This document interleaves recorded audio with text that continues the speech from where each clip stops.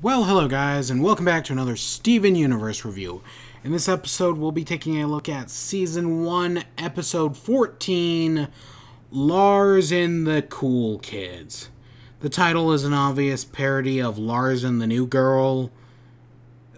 That's all I know about that movie is the name and that it originated from The Blacklist. Let's get into the episode. This episode is actually... Okay, I'm being really negative right now, like by tone of voice and all that, but this is actually a pretty good episode. It's nothing revolutionary like Giant Woman, but it's still really good. So it starts off, we got this moss, right? Rose cared for this moss, right? Even though it's ugly and it is trying to kill stuff, Rose cared for it anyways, right? She saw the inner beauty and all that jazz. So...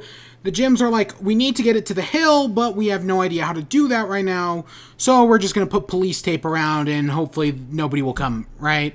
Because police tape, right? It's the ultimate law. Oh, God. To be that naive. Oh, my sweet summer child. But Steven goes into town to get food, and he runs into Lars, right? You know, Lars, the asshole who's not really lovable until this episode, and will continue to be unlovable after this episode. This is his episode, and he honestly does a pretty good job in it.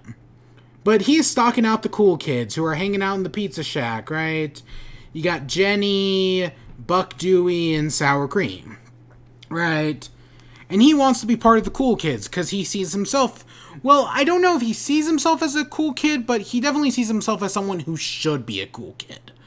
So Steven goes up and talks to the cool kids, and he actually gets along pretty well with the cool kids. And Lars is like, oh, he's gonna blow it, he's gonna ruin my reputation, I'm dead. But no, the cool kids actually really like Steven, and they get to go out, and Lars gets they both get invited to go out driving with them. Because the cool kids, they're not like, on a scale from like, unlike cool, they're not cool like the Fonz, they're cool like ice, but not vanilla ice, right? Does that make sense? They're not like trying to be like the cool, right? Like rad, 90s extreme cool. They're just trying to be real, right? Like we see in this next scene where Steven's like, oh, I like his policies about kissing babies. And Buck's like, oh, I wish I got more baby kisses. They're real, and that's what they like about Steven, is that he is real. That's why Steven fits in well with them, right? And Lars is trying to impress them, but he's being fake to impress them.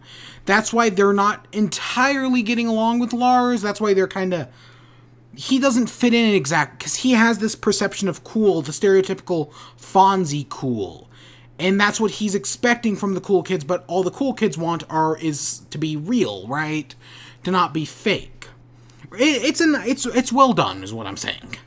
It feels real enough.